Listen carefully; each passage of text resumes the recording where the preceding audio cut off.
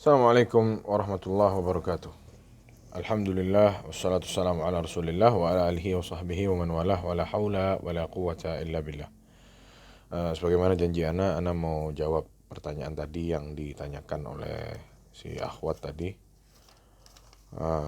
Sebelumnya tapi ana ingin renungkan sesuatu yang perlu kita renungkan, terutama bagi setiap laki-laki yang sudah menikah atau yang mau menikah. Ingat para ikhwah sekalian, wanita itu terlahir dari perut ibunya itu meregang nyawa. Dilahirkan susah payah, disayang, dikasih gizi, dikasih makan oleh ibunya dan bapaknya. Bahkan mungkin bapaknya sampai pinjam uang ke barat, ke timur, karena ingin membesarkan anaknya, memberi makan anaknya, disekolahin, dididik supaya jadi orang baik, agar menjadi istri-istri yang soleha, mau menerima kekurangan suaminya, dididik sama abah sama ibunya. Sampai akhirnya kita, para laki-laki, datang. Awalnya nazar, cocok, bilangnya kita sudah menggebu-gebu mau menikah karena hawa nafsu. Yang mana kita laki-laki memiliki hawa nafsu. Sudah bismillah, nikah, cepat-cepat. Namun setelah menikah, dengan mahar yang mungkin tidak seberapa dibandingkan susah payahnya si wanita ini dididik, dibesarkan oleh kedua orang tuanya, sama kita dibayar dengan mahar hanya dengan mengatakan qabiltu, si wanita ini jadi milik kita, diserahkan ke kita sama bapaknya, diserahkan ke kita yang tidak pernah ikut campur membesarkan wanita tersebut. Para ikhwah sekalian, mungkin kita tidak tahu bagaimana rasanya, karena mungkin kita belum pernah menikahkan anak perempuan kita. Berkali-kali ana melihat bapak-bapak yang menikahi anak wanita itu bergetar, menangis, karena ini bukan sesuatu yang berat. Bapaknya tidak bisa ikut campur lagi. Keluarganya, bapak dan ibunya si wanita ini tidak bisa ikut campur lagi. Sudah diserahkan anaknya. Terus kita menjadi suami sembarangan, tidak menunaikan hak-hak istri kita, tidak ngasih hak-haknya istri, cuek kita, acuh tidak acuh. Subhanallah. Apa mungkin kita lupa firman Allah Subhanahu wa ta'ala yang sudah ratusan kali diceritakan atau dibacakan oleh para qari atau para ustadz-ustadz yang sedang khutbah nikah. Wa ashiruhunna bil ma'ruf. Gauli istri-istri kita itu dengan baik. Subhanallah. Apakah kita sudah menggauli istri kita dengan baik? Atau bahkan kita membuat istri kita menangis karena sakit hati, karena kita tidak pernah menggauli dia dengan baik? Kita cuman datang ke istri saat kita ini melampiaskan hawa nafsu. Kita lagi nafsu datang ke istri, habis itu selesai. Kita nongkrongnya sama teman-teman di luar sana. Sehingga kata teman-temannya, karena dia baik sama teman-temannya, kata teman-temannya, subhanallah, engkau beruntung punya suami sebaik ini. Iya, baik sama kalian, tapi sama istrinya suaminya tidak baik. Makanya Rasulullah SAW bersabda, khairukum li ahli. Sebaik-baik kalian apa? Yang baik sama temannya, yang baik sama pegawainya, bukan, tapi yang baik sama keluarganya. Tanya sama istrinya, suaminya baik atau enggak? Jangan tanya sama temannya. Kalau tanya sama teman, oh masya Allah. Kalau telepon, oh ahlan wa sahlan, kif halak, apa kabar? Gimana kabarnya? Tidak pernah ketemu. Silahkan mampir ke rumah. Kapan ada waktu nongkrong, ngopi dan lain sebagainya. Sama istrinya, wala nongkrong, wala ngopi, tidak ada sama sekali. Bangun di pagi hari, jam 6 berangkat, setelah subuh, pulang istrinya sudah mau tidur. Apakah ini tidak terjadi di kalangan kaum muslimin? Bukankah ini kita namanya zalim? Mendolimi istri kita sendiri, Para ikhwah, jangan kita merasa bahwasanya kalau kita suami terus kita tidak bisa mendolimi istri. Tidak bisa. Kita bisa mendolimi istrinya. Karena sungguh, kata Rasulullah SAW, apa? Sungguh, bagi istri atau suamimu itu ada hak. Jangan sampai kita lalaikan hak-hak istri kita. Dahulu, sebagaimana diceritakan oleh ibunda kita Aisyah radhiyallahu anha. Dahulu Rasulullah SAW, kalau selesai sholat malam, kalau Aisyah belum tidur, Rasulullah ajak ngobrol Aisyah. Subhanallah, ngobrol sama istrinya. Antum kalau tahu beda umurnya Rasulullah sama Aisyah itu berapa puluh tahun, kira-kira nyambung gak ngobrolnya? Kalau terjadi di zaman sekarang, ada suaminya umur 50 tahun, istrinya masih umur 15 tahun misalkan. Nyambung atau enggak ngobrolnya? Enggak nyambung. Tapi Rasulullah ngobrol sama istrinya. Belum lagi yang diriwayatkan dari ibunda kita Aisyah radhiyallahu anha. Gimana sih Rasulullah di rumah itu? Ini penyakitnya kita laki-laki ini, hanya menggebu-gebu, mau menikah, minta haknya, kamu harus taat. Rame sama istrinya, jerit-jerit. Tapi dia tidak mau ngasih hak istrinya. Cuma dikasih fulus saja. Kalau sudah ngasih fulus, seolah-olah kita sudah ngasih semuanya ke istri. Subhanallah. Berapa banyak miliarder perempuan-perempuan itu dikasih sama suaminya, ini uang, miliaran dikasih uang. Tapi dia masih haus. Tidak pernah bercengkrama sama suaminya. Tidak pernah ketawa-ketawa, ngobrol, bercanda. Tidak pernah.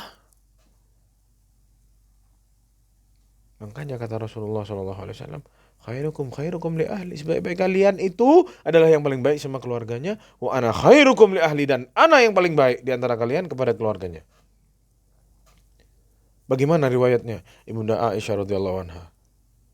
Ayo kita telaah masuk ke rumahnya Rasulullah SAW. Katanya ibunda kita Aisyah radhiyallahu anha, kana basyarum minal basyar. Rasulullah itu kalau sudah masuk ke rumahnya, ya kayak manusia biasa. Fi khidmati ahli.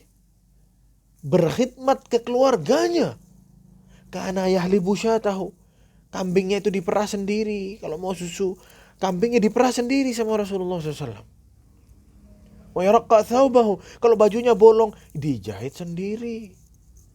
Kalau sendalnya rusak, diperbaiki, disol sendiri. Itu Nabi kita Muhammad SAW. Terus kita bandingin sama kita.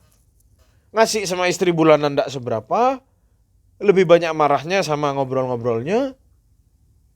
Minta hak-hak terus, tapi kita tidak mau ngasih hak kita ke istri. Subhanallah.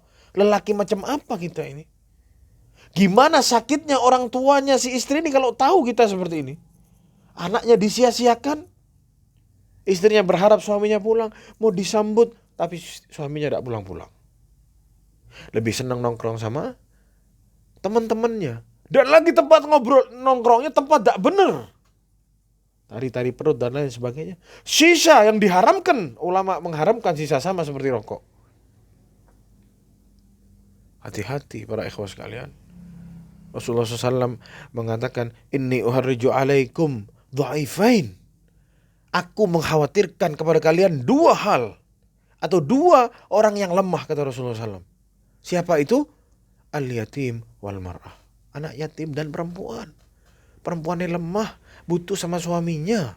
Bukan butuh cuma sama fulus aja, bukan. Bukan butuh duit aja, bukan. Butuh sama sosok suami ini. Diajak ngobrol, bareng-bareng didik anak. Bukan semuanya ditumpuk ke istrinya. Dan juga Rasulullah SAW mengatakan, istausu bin nisa'i khair. Berbuat baiklah kalian para lelaki kepada wanita. Berbuat baik.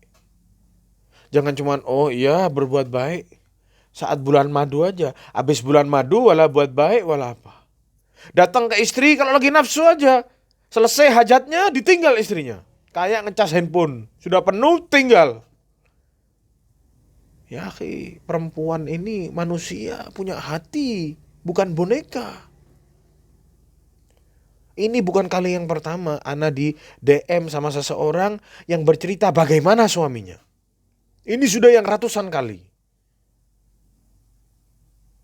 Jangan kita egois, ikhwah.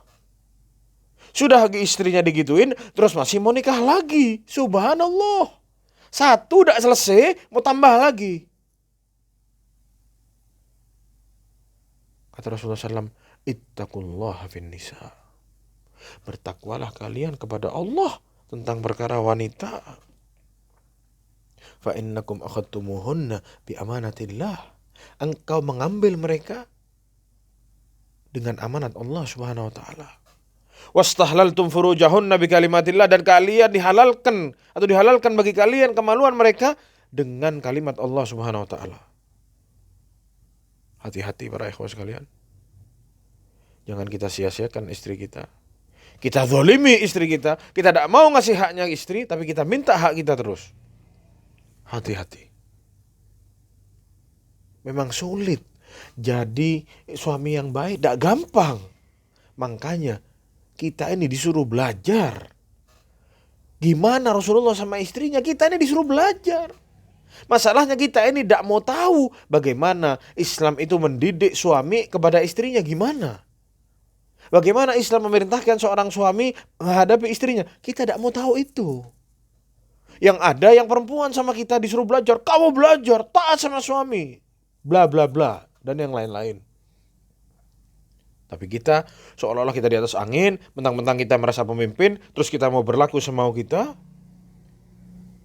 Coba jika besok putri kita nanti diginiin sama suaminya. Apakah kita mau? Apa kita ada emosi? Coba.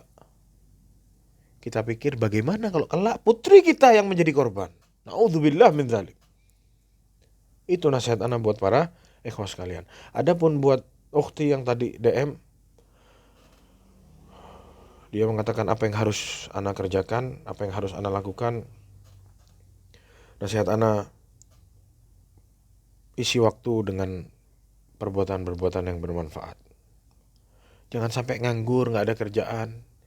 Itu ngasih ruang untuk setan menyusup masuk ke pikiran anti dengan pikiran yang tidak mau selingkuh lah, na'udzubillah dan lain sebagainya. Dan juga tadi bilang apakah boleh minta cerai, ana tidak menyarankan itu.